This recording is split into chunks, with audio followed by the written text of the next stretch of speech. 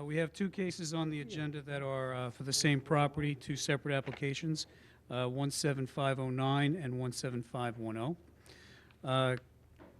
Kismet Homes, the location for the property is the west side of Carl Avenue, 323 feet south of Redwood Lane in Smithtown. The property is zoned CB.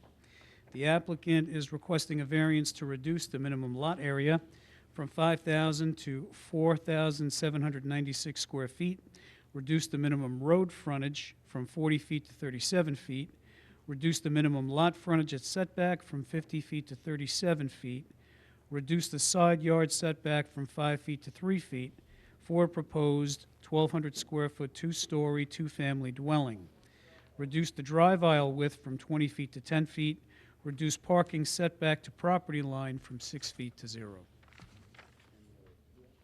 And there are two applications, identical applications. Mr. Chairman, members of the board, my name is Vincent Tremarco. I represent the applicant. I've submitted the affidavits of posting and mailing to Mr. Donadio.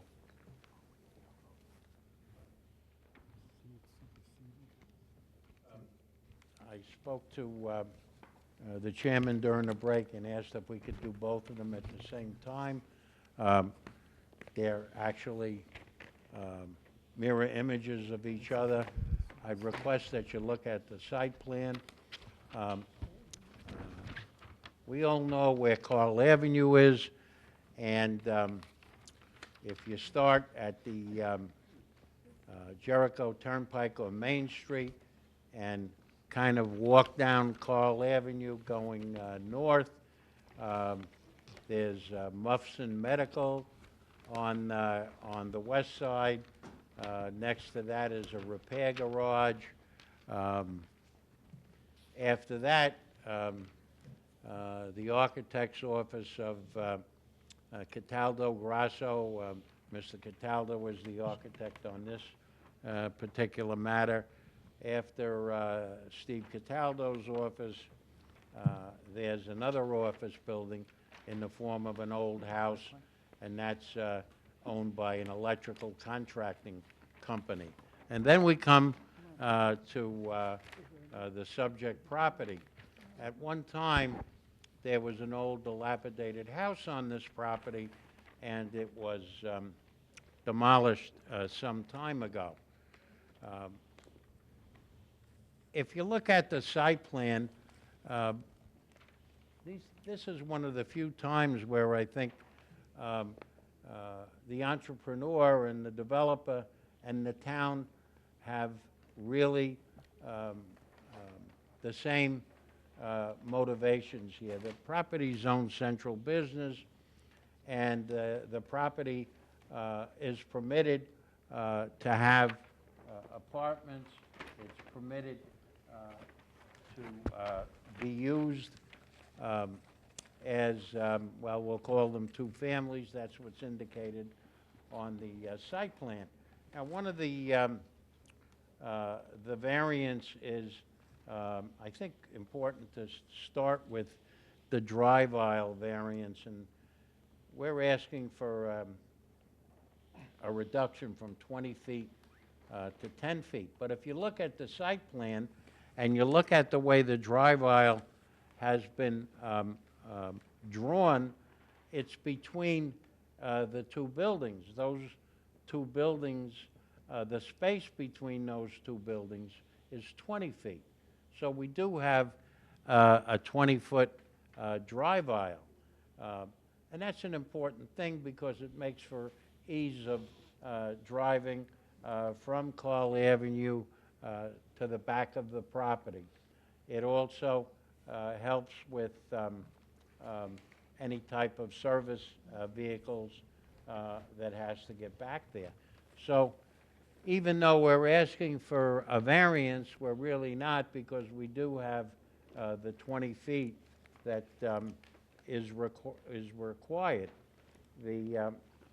And the applicant, if this board is so inclined to grant that variance, will enter into a cross-access easement, even though at the present time his anticipation, or Kismet's Homes, is to keep the property.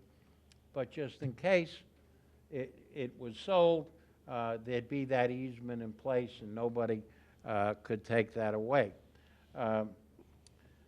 Yes, the lot is non-conforming. However, when you look at the layout, the reduction is from 5,000 square feet to 4,796 square feet. Definitely a de minimis a reduction in lot area. The reduced the minimum road frontage from 40 feet to 37.5 feet. Again, very minimal reduction.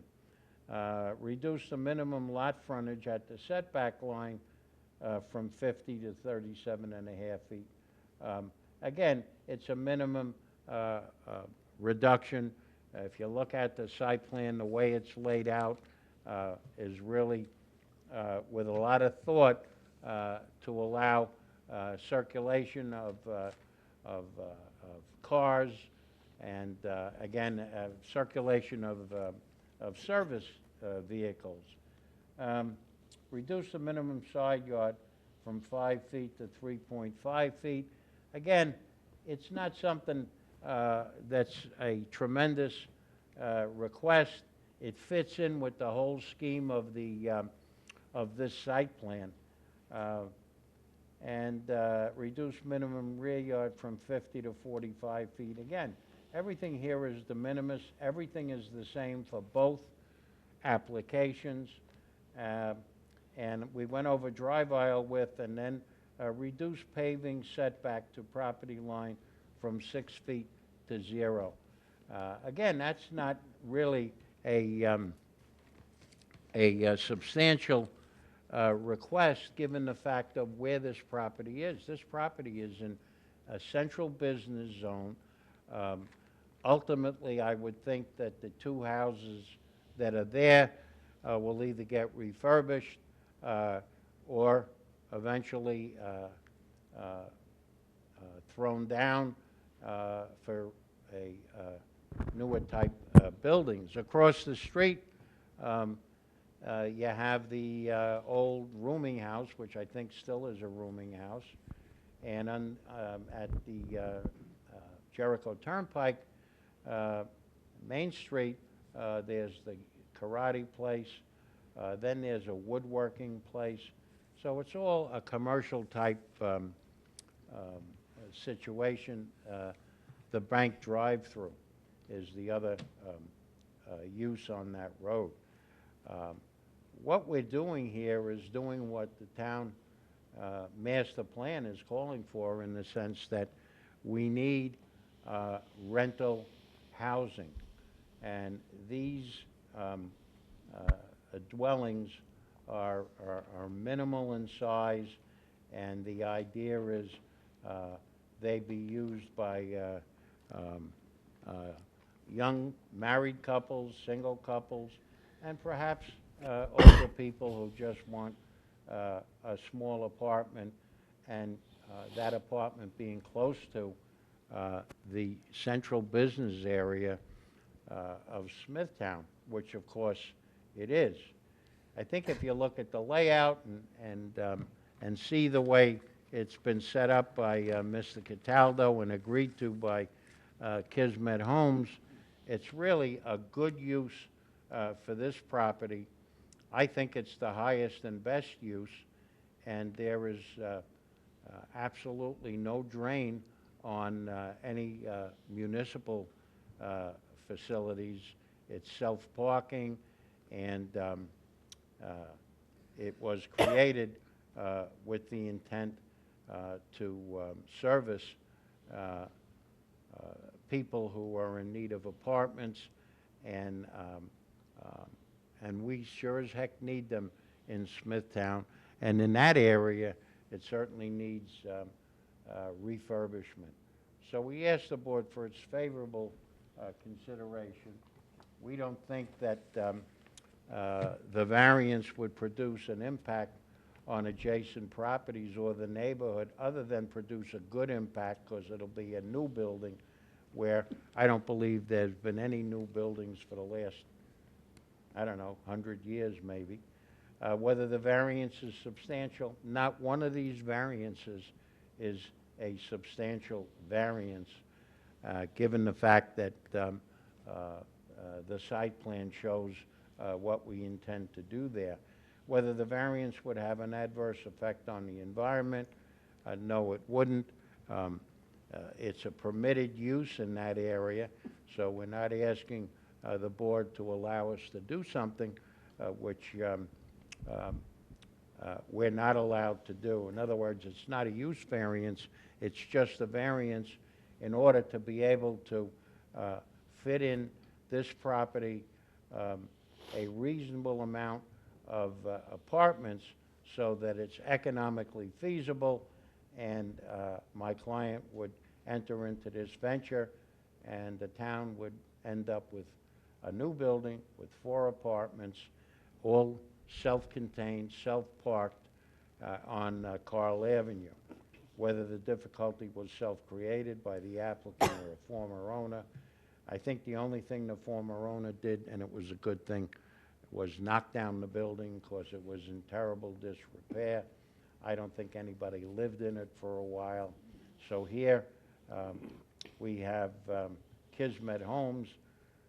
Artie Heinrich is the president and the force behind Kismet, and he wants to do this project not only for himself, but also it meets with what the town desires in the downtown area.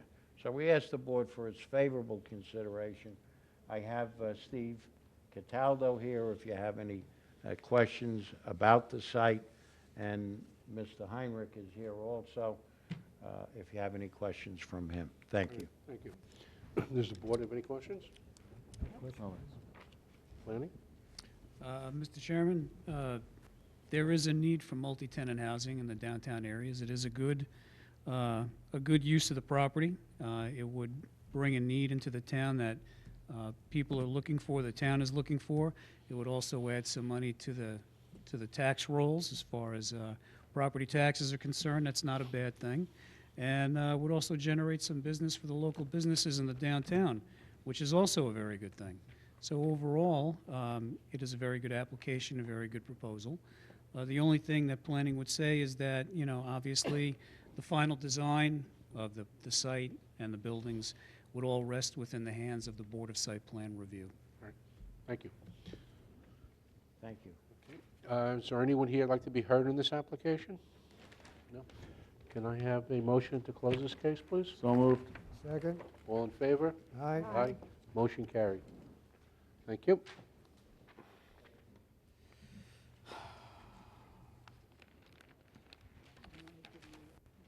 Yes.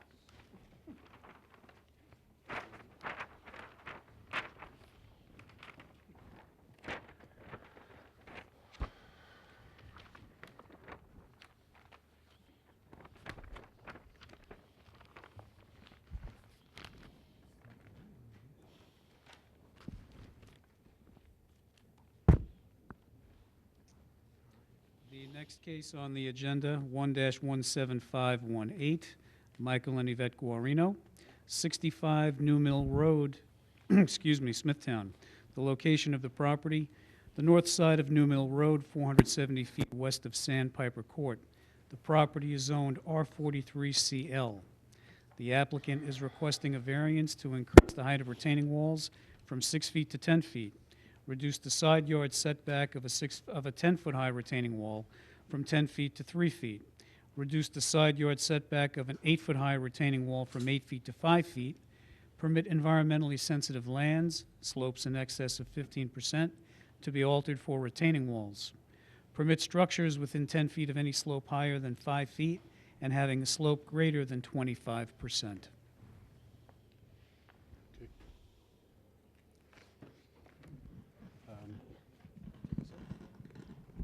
Are you the applicant? I'm not. I'm representing the applicant, who is here. This is, I need the applicant first, please.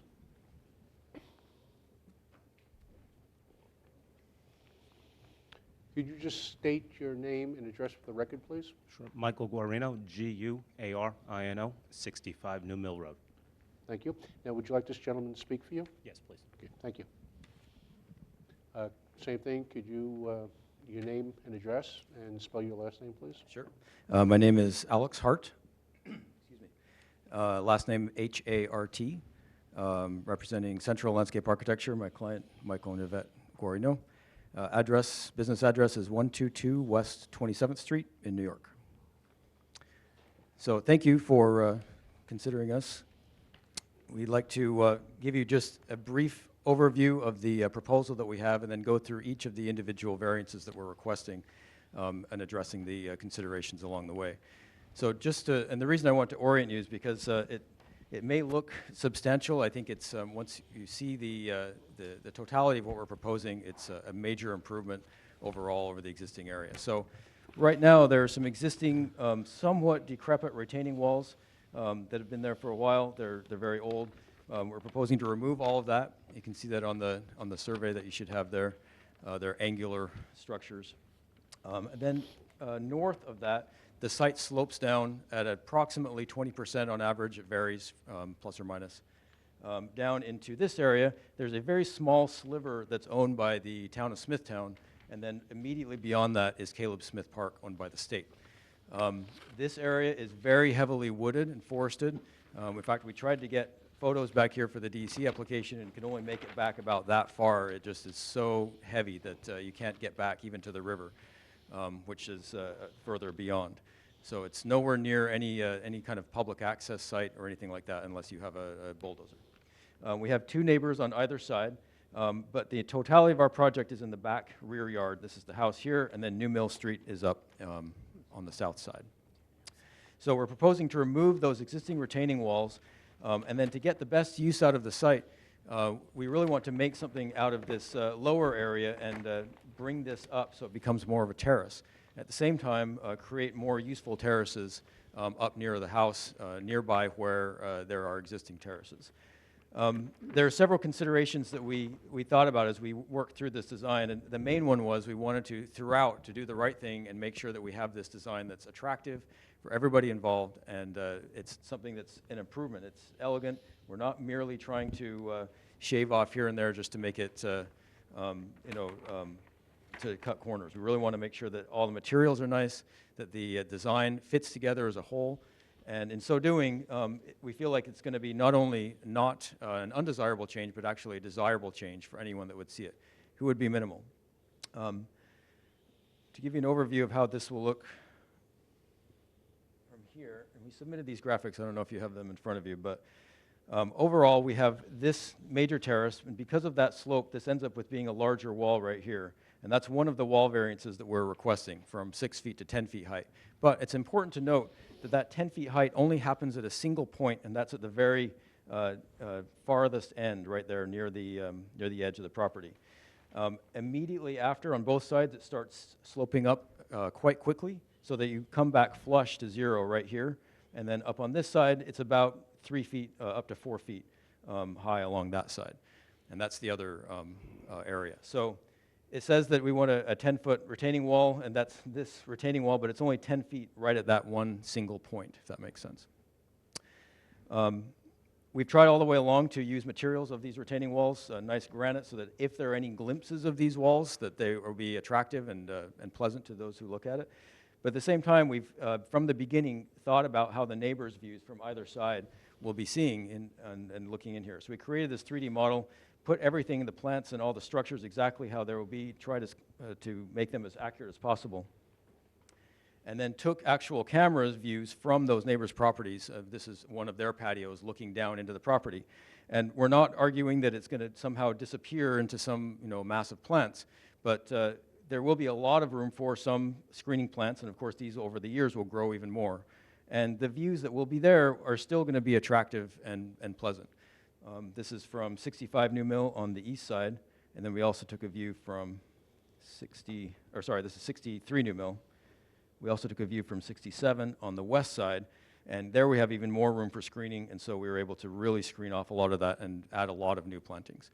So as part of this, my client went personally to the neighbors and spoke to them, showed them these graphics, explained everything that we're doing. We don't have affidavits from them, but they didn't express any reservations to us. So we really want to make sure that we are on good terms with the neighbors and that they have no problems with what they're doing all the way along.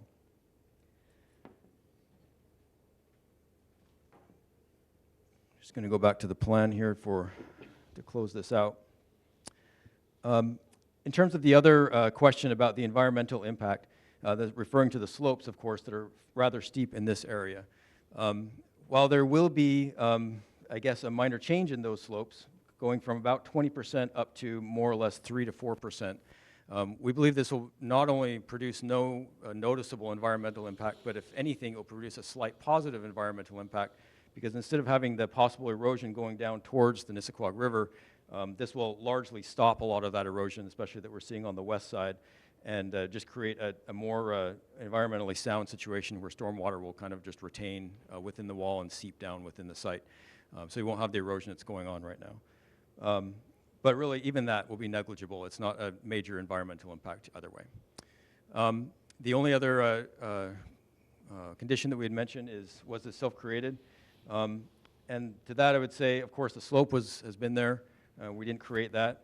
Do we have to do this design exactly like this? Of course not. But to achieve the ends that we want to have a usable space out the back and be able to have a reasonable accommodation to have circulation through and around the site, we just need a little bit here and there to be able to make this into an elegant and smooth situation for everyone. So that's what we're presenting. We honestly feel like this is an improvement for the area, and we hope you'll see it that way. Thanks. I just have a question. On your site plan here, you have retaining wall B. Yep. You indicated it was 10 feet just in one area. That's correct. That's It this shows one. it in two areas. It looks like it's the whole slope from the stairs all the way back is 10 foot. No, do you have the plan here? I can show you. 10 foot, 10 foot. This is the max height of the entire wall, and so that happens only at one point. Did they give you we had some elevations of the walls as well that maybe show that better. Okay. Did they not include that? I'm not sure what you received. I don't think so. I think they're here.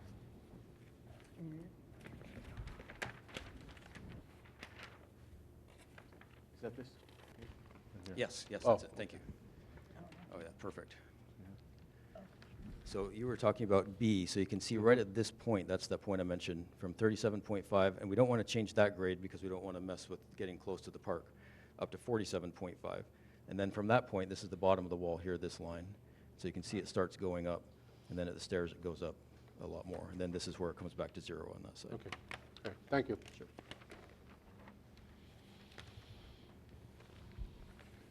You have any questions, Tom? No. Anybody on the board have any questions? No question. No? Planning? Mr. Chairman, planning just raises a few concerns about the proposal. It is a substantial amount of regrading of some very steep slopes. There is a large percentage of slopes on the property that are in excess of 25%, so that's a considerable amount of destruction and regrading.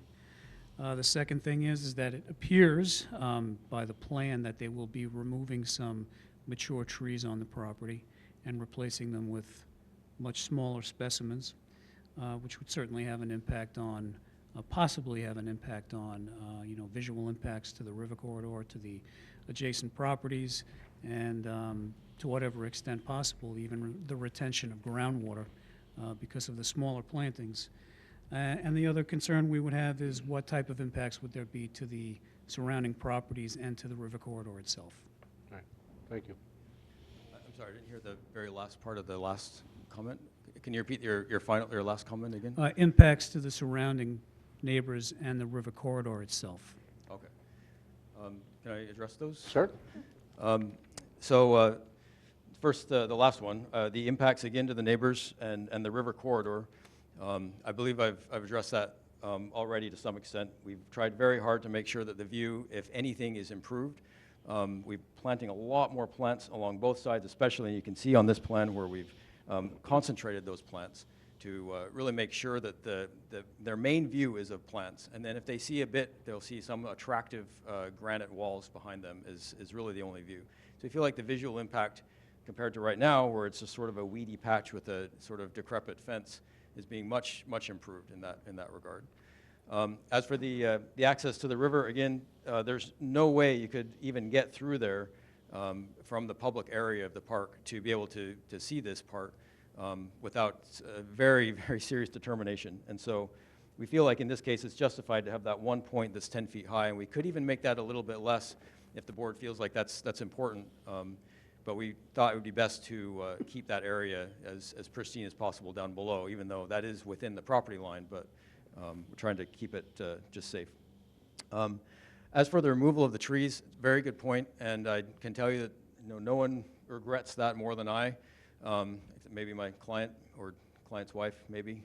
But in general, we've tried very hard to retain as many of the existing trees as possible, and you can see many of these larger trees are all existing, and we've kind of slotted in the design, in fact, pulled this back a fair bit to retain those very trees.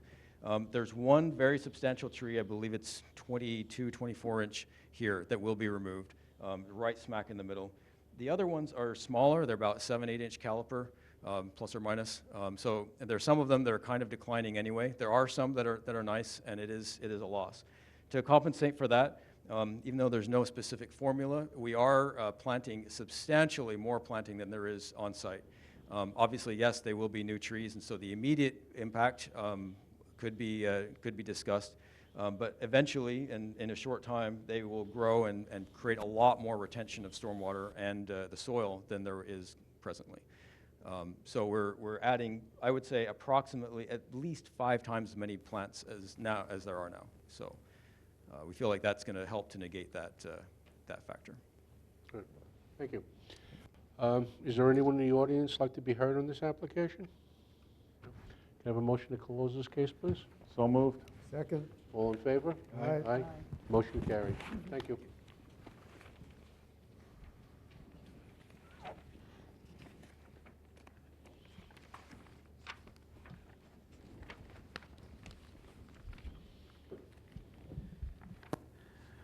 The next case on the agenda, number 17520, Matthew Sotera, 35 Alder Drive, Kings Park. The location of the property, the southeast corner of Sycamore Road and Alder Drive. The property is zoned R10. The applicant is requesting a variance to expand a non-conforming structure and increase the maximum gross floor area from 30 to 32% for a proposed 896 square foot addition. Increase the maximum gross floor area in the LWRP from 25 to 32%. Reduce the minimum front yard setback from 40 to 24 feet on Alder Street, and second front yard from 40 feet to 22 feet on Sycamore Road. Permit a structure within 10 feet of any slope higher than 25% for the home addition.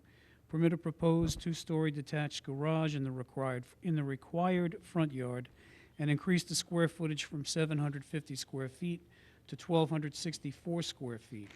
Increase the maximum height of a garage from 15 feet to 27 feet. Reduce the minimum front yard from 40 to 27 for the detached garage on Alder Drive. Permit environmentally sensitive land, slopes in excess of 15% to be altered. Permit structures within 10 feet of any slope higher than 25% for the detached garage. Increase the maximum FAR in the LWRP from 25 to 30% for a proposed 3,550 square foot 2-story dwelling with a 576 square foot garage. Reduce the rear yard setback from 50 to 47 feet for the proposed dwelling. Donald King, 75 East Main Street, Kings Park, New York. I'm going to hand up colored renderings. The pink refers to that which is pink here, and the blue refers to that which is blue.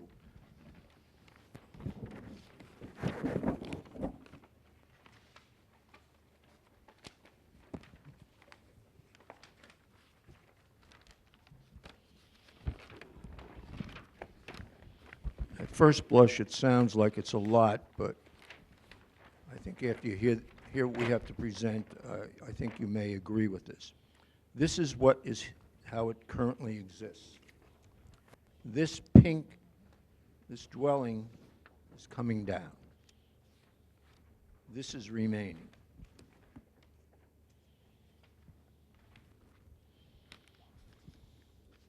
The new configuration is a 12,000 square foot lot, and this lot is 14,000 square feet.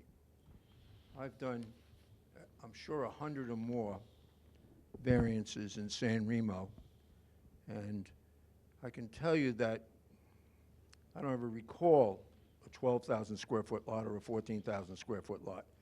I recall 22,000 square foot lots and 40 by 100s and 60 by 100s and 100 by 100s, but this is like the Kennedy compound in San Remo.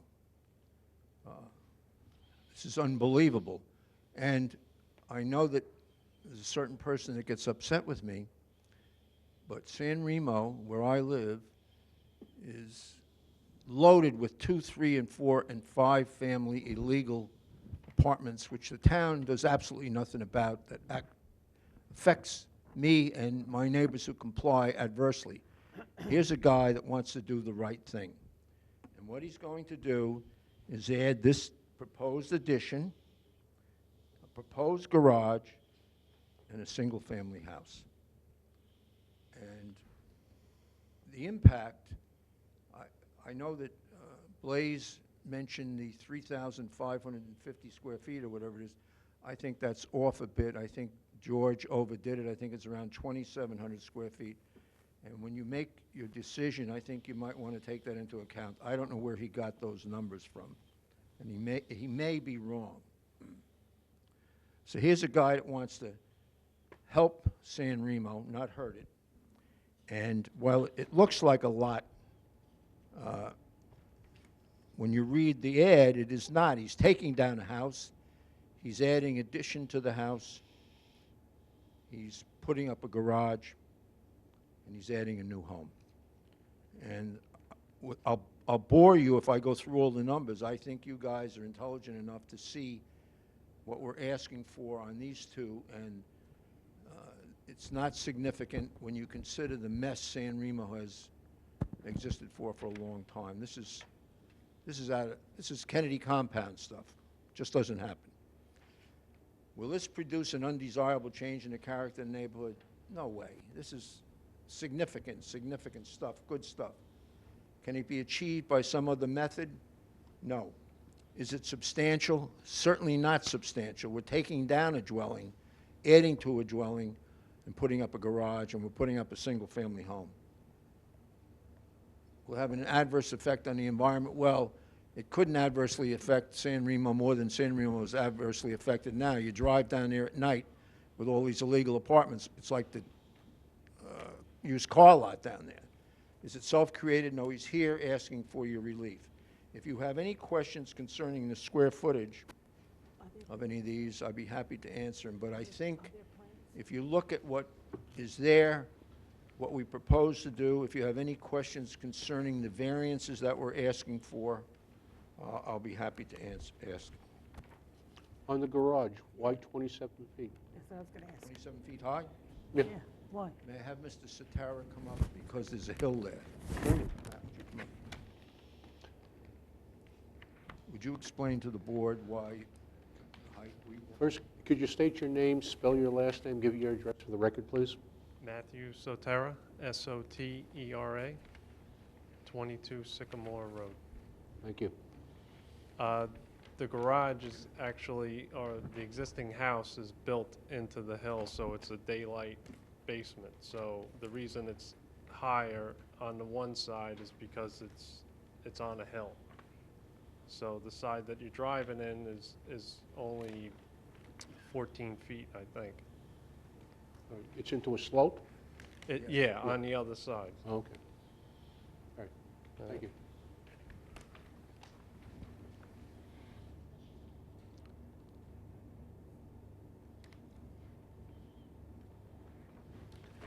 Does anyone on the board have any questions? No. No. Tony?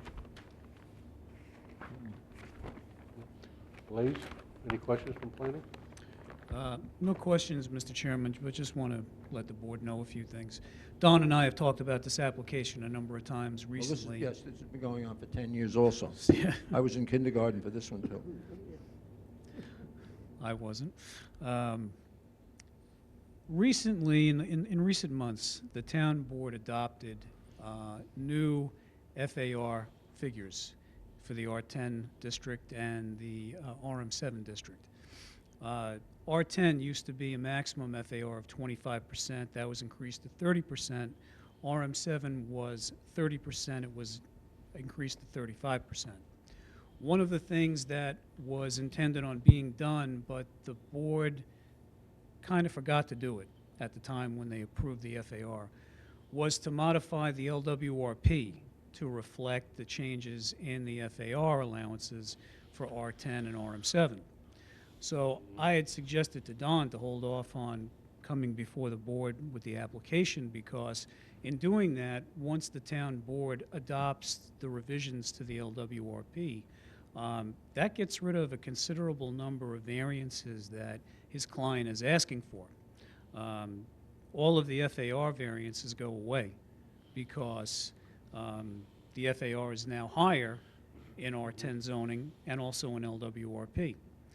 Also, there was some changes made to the way we calculate FAR in the ordinance. It used to be that attic space, and this is where I think the 3,500 square feet for the proposed I think second George- house is coming yes. from. Yes. Attic space used to be included in calculating FAR. That's now been removed. Attic space is no longer included in calculating the floor area for a proposed home or even an existing home with additions. So the FAR goes away. The LWRP review basically goes away because there's no overage on the FAR and the LWRP. Additionally, some of the staff in my department also did some research on the slopes on the property. And apparently they came to the conclusion that the slopes, which are greater than 15% and some greater than 25%, are actually not natural slopes. They were man-made. So there's another portion of the variance requests that would go away, anything relating to disturbing slopes or building within slopes of 15 or 25%. So when you really take into account these changes that are coming and the fact that the slopes really shouldn't be counted, the applicant is actually asking for considerably less than what's in the advertisement. Thank you. I think I love the planning department again. Well, there'll be no action tonight because we don't have a sequel. Thank you very much.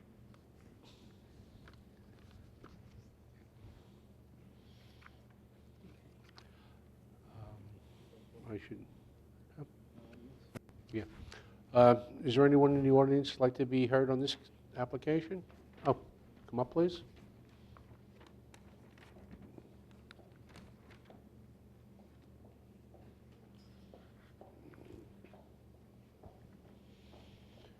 Could you state your name, spell your last name, give you the address for the record, Yes, good please? evening. My name is William Sefcik. That's spelled S-E-F-C-I-K. This is my wife, Elaine Sefcik. We reside, Can you step closer to the Yes. microphone, please? yes. Thank And you. And this is my wife, Elaine Sefcik, S-E-F-C-I-K. I'm the original owner and the current resident of 32 Alder Drive in Kings Park. My home is located approximately 60 feet west of the intersection of Alder Drive and Sycamore Road on the southwest corner, and my driveway ingresses from and egresses onto Alder Drive at the intersection of Sycamore Road. My wife and I are concerned about and opposed to the proposed two-story garage. This is for several reasons. Firstly, the proposed garage does not conform with the rest of the homes in the neighborhood, especially the height of the garage, which is significantly high. Secondly, the proposed garage is near an already busy intersection of vehicle and pedestrian traffic, including school bus routes with children. And my driveway also egresses on to Alder Drive in the vicinity at the intersection. Thirdly, we are concerned that the proposed garage may be used for commercial purposes, namely for the storage and use of trucks in excess of 10,000 pounds. We have this concern because we are aware that Public Safety has received several complaints about overnight storage and use of commercial vehicles exceeding 10,000 pounds, creating excessive noise at that location. And lastly, our concern is one that is also becoming all too common in the area that we just heard from council, is that all or part of the garage may be converted into a rental dwelling, an illegal dwelling. That is all I have to say. Thank you for hearing my concerns. All right, thank you. Mr. Sotero advised me that the existing house that's coming down is in fact a bit higher than the garage that will be there. The garage is into the hill. The gentleman certainly has a right to approach the board. He lives on a 60 by a 95 lot. Don't do as I do, do as I say. Thank you. Thank you. All right, can I have a motion to close this case, please? So moved. Second? All in favor? Aye. Motion carried. Thank you. There'll be no approval on your case tonight. We're waiting for a sequel. So, just in case you were hanging around. After we get the sequel, right? I don't know when we'll get that. Yeah.